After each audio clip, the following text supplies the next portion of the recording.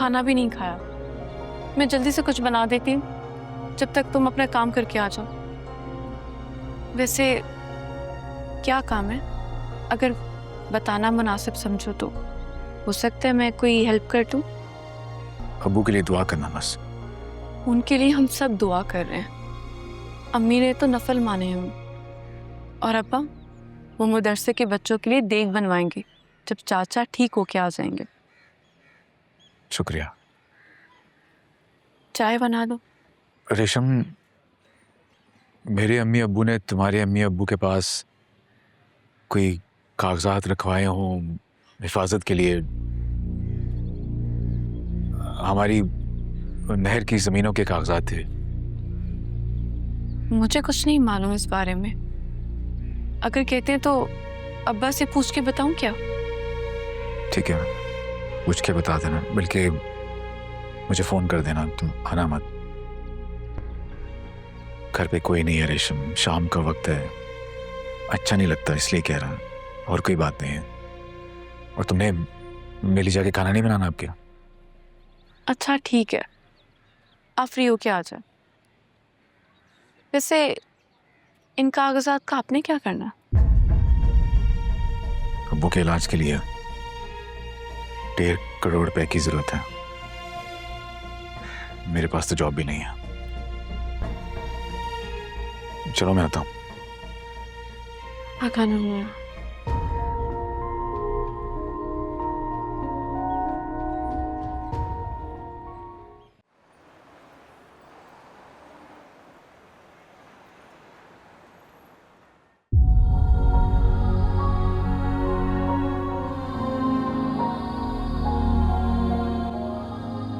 मगर बेटा वो जमीनें तो इजाज कब की बेच चुका है,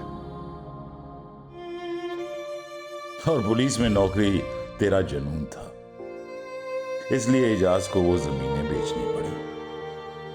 सुलंगी ने मौके का फायदा उठाकर औने पौने खरीद ली।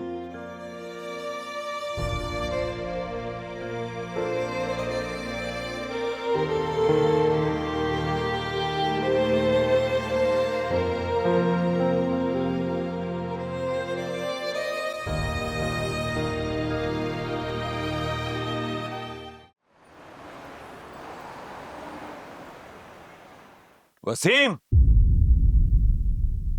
जी साईं। ये उठाओ यहां से।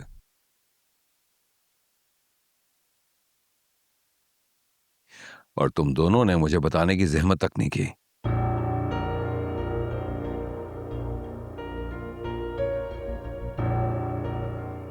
मामू वो तुमने मना किया था इसे।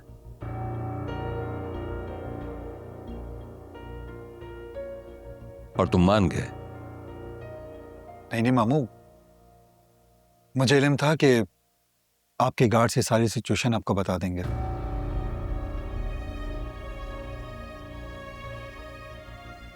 आफ्ताब कौन थे वो लड़के? अरे नहीं मामू, सड़क छाप लड़के थे, मामूली से। वैसे मैंने उनको खूब मारा है, छोड़ा नहीं है मैंने उनको। वो तो पारस बीच में आ गए, वरना मैंने उनकी हड्डी पसली एक कर देनी थी, सच में। Dad, I was handling. तुम्हें क्या जरूरत थी बीच में आने की? इसकी वजह से लड़ाई ज्यादा हुई, वरना मैं तो संभाल ही लेती।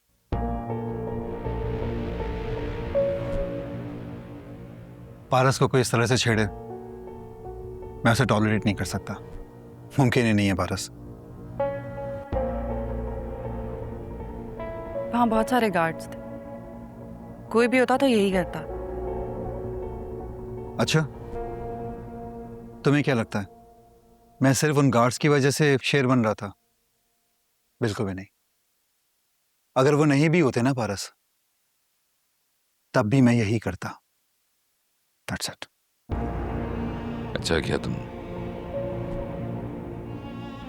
देखा, मुझे मालूम था मामू जान मेरी इस हरकत की दाद जरूर देंगे,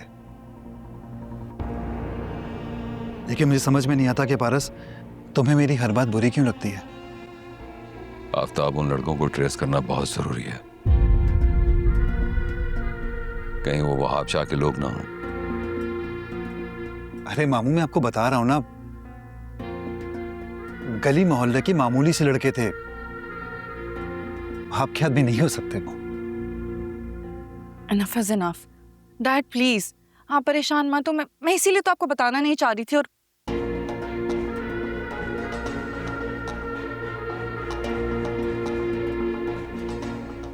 ठीक है आफ्ताब, तुम जाओ, लेकिन आइंदा मोहतात रहना। जी बिल्कुल, अपना ख्याल रखिएगा। ओके वारस। बाय।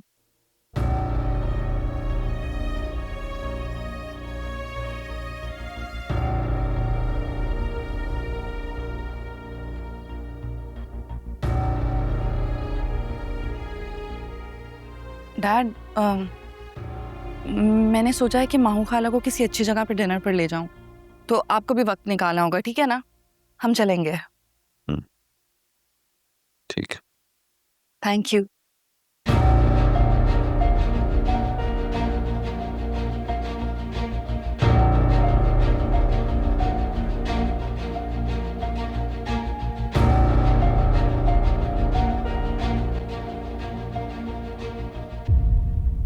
दो 3 महीने के लिए यहाँ से बिल्कुल गायब हो जाओ।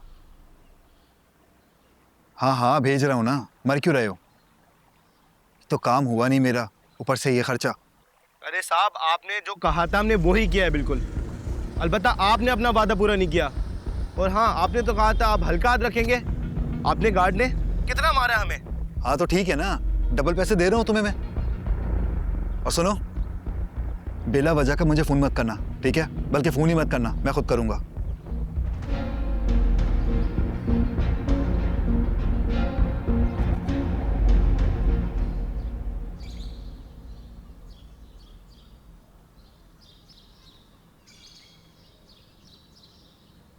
अम्मी, आपसे कुछ पूछ रहा हूं मैं। क्यों आपने मुझसे बात छुपाई कि अब्बू ने वो जमीनें बेच दी हैं? सवार, तुम्हारे अब्बू ने मुझे अपनी जान की कसम दी थी। मुझसे उन्होंने कहा था कि खुदा न खास्ता अगर मैं मर भी जाऊं तो तब भी सवार को मत बताना। लेकिन क्यों? ये तक ये बात जानती है, लेकिन मैं बेखबर हूं। आप लोगों ने एक पल में मुझे इतना पराया कर दिया। कितना अकेला फील कर रहा हूं इस वक्त, आप लोगों को इस बात का अंदाजा भी नहीं है। भाई, ये जो कुछ भी किया हमने आपको शर्मिंदगी से बचाने के लिए किया है। हम जानते थे कि आपको ये बात नागवार गुजरेगी।